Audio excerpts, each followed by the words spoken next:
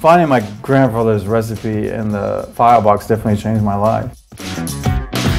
When I was growing up, I was aware my grandfather had all these recipes in file boxes, and they were stored in our attic.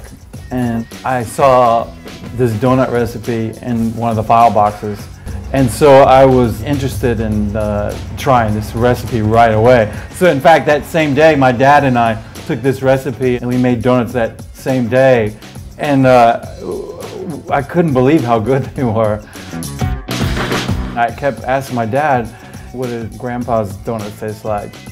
And he said they tasted just like this, and I was like, wow, they're so good. And he would tell me, a few stories about, my grandfather making the donuts, because he used to make the donuts at the very end of the day. It was the very last thing he made at the bakery, so he didn't even start making them until 2 o'clock.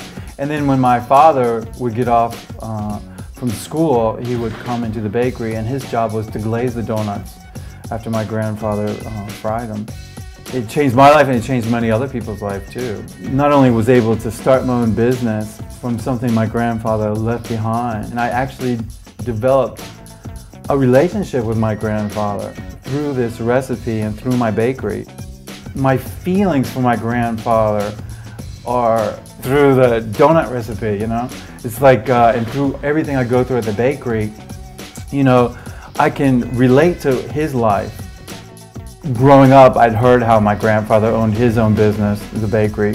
It never really entered my mind that I would do it, And after I got, I guess, you get kind of worn out working for other people and stuff, I thought very spontaneously about starting my own business. I didn't put a lot of thought into it. Probably if I put a lot of thought into it, I would have gotten scared and I wouldn't have done it. But it was, the memory came back to me of when my father and I made those donuts together.